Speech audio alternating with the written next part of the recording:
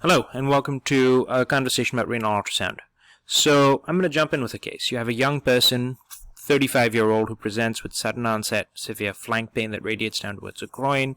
They notice that their urine was a little bit bloody. They have a family history of kidney stones, and they're fairly uncomfortable.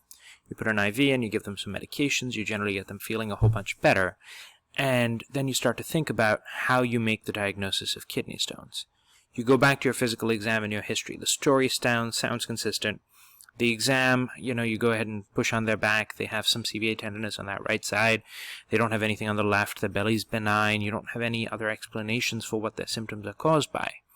And then you're thinking through why this person would have it, whether you need to image them, whether you don't need to image them, and how you image them.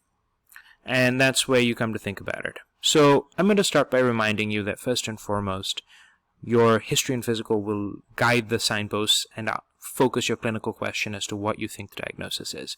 Once you have an idea of what the diagnosis is, you then proceed on to what you do for imaging. So you could absolutely get a CAT scan, figure out where exactly there is a stone, see all of the surrounding structures, get a whole bunch of information, and get that information quickly. The downside of doing that is that sometimes, even though it's quick, CAT scan takes a while to be done. And secondly, the downside is it's much more expensive and there's radiation exposure. Patients with kidney stones tend to get them a lot, and there was a very nice trial where they compared point-of-care ultrasound to radiology ultrasound to CT scan and found that there was essentially no patient-oriented difference between them, and there was a significant cost and time savings with doing point-of-care studies. So that's what we're looking at, because when you're worried about someone with a kidney stone, you can make the clinical diagnosis, but your big question is it an obstructing stone, and is it likely to pass on its own? So that's what we're looking for when we do renal ultrasound. But so we're going to start with what we're doing. So when you come in for your sessions over the next couple of weeks, you'll start by taking the probe, usually the curvilinear probe, and you'll place it in the right side of the patient's body to start, to look at the right kidney. You'll go ahead and you'll put that right around the 10th, 11th rib, where you'd normally look for the liver and the gallbladder from the studies we've done before. You'll have the probe marker pointed up, and there you'll see the kidney in long axis, and you'll sweep through it to examine the entire area. You'll then rotate the probe 90 degrees towards patient right, and then you'll sweep through it in short axis. For the left side, same thing, except in this case you'll go a little bit higher and a little bit more posterior. Remember that that's where the kidney typically lies. The left side has it more superior and posterior than the right. And you'll scan through it first in long axis with the probe marker pointed towards the head, and then in short axis with the probe marker pointed towards patient right. Let's remind you about the anatomy. So I'm sure you've just remembered all of this and this is all fresh in your mind. But essentially the big anatomy you need to remember from a point-of-care ultrasound perspective is that you have the cortex and the medulla that are on the outside. Then you have essentially all of the collecting system, right? You have the major and minor calyces, you have the renal pelvis, and then you have the ureter. So what you're looking for on hydronephrosis is you're looking for dilatation of the renal pelvis, the major and minor calyces, and then you're looking to see whether or not there is hydroureter. So the helpful hint you have is that there is all of this adipose tissue in the renal sinuses. Adipose is highly conductive for ultrasound beams, so it makes it look really bright and hyperechoic. So you're essentially looking for an area that is anechoic, bounded by hyperechoic lines. That would be the renal sinus fat. And that's how you distinguish the collecting system from the renal pelvis that's how you distinguish the collecting system from the rest of the kidney, and making sure that you're not suspecting that someone with well-hydrated, large, slightly anechoic pyramids has hydronephrosis, and making that misdiagnosis. So let's look at what normal looks like. There's a long axis view of someone's right kidney. You can see that they have the liver up there, and then you see the kidney start to appear. You see that there is this bright hyperechoic area right there. And that hyperechoic area has a few areas of anechoic fluid within it. Now that anechoic fluid would suggest to you that you probably don't have a ton of hydro. Now if you were ever concerned, you can always put color flow over it, because remember that since there is stuff flowing in and out, if there's hydronephrosis, then you'd expect that there would be a slowing of that flow or no flow, and some of that area wouldn't light up on Doppler. But with normal kidneys, you'd expect there to be good flow. So that's first. Second, remember that when you're looking to see whether or not someone has hydronephrosis, you want to do that in short and long axis. Make sure that you're not missing any of the areas that you would normally see. So this is a short axis view. You'll scan through, you'll see the liver up there, you'll see the gallbladder, and that's how you know it's a short axis view of the right side. Phenomenal.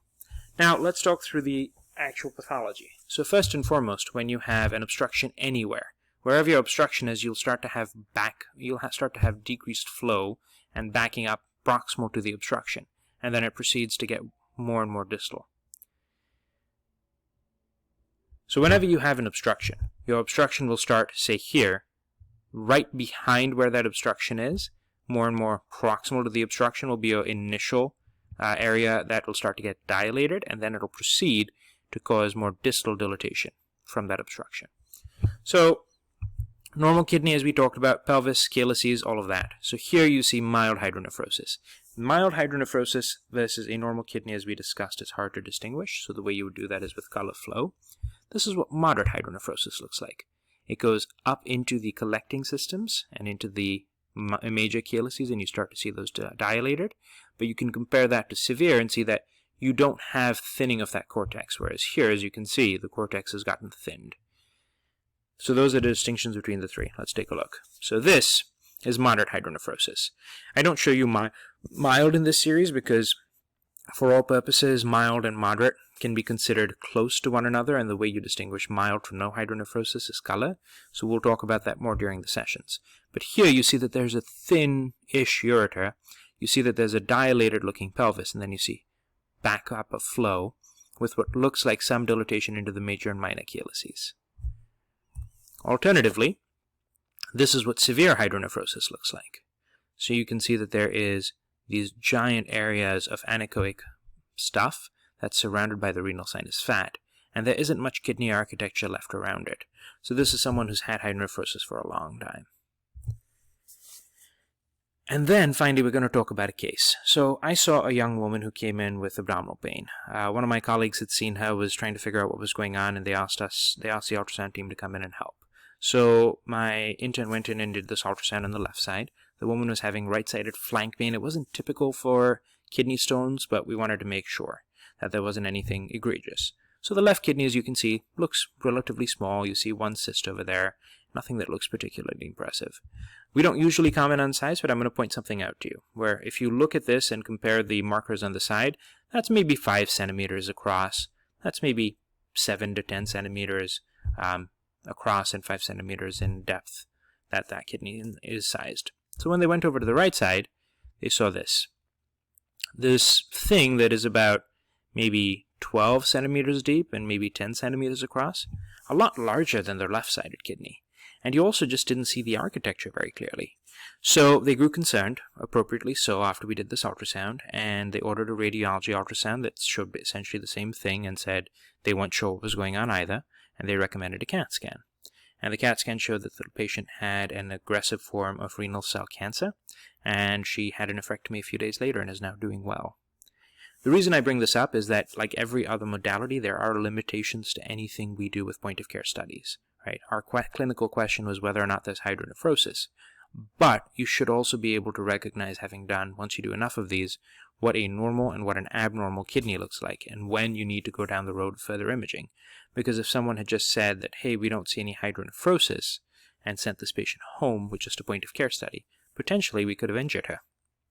So, regardless, we will look forward to doing a bunch of these scans with you guys shortly. If you have any questions about any of the content material, you can always email me, sodi@rowan.edu, and I will look forward to seeing you then. Take care.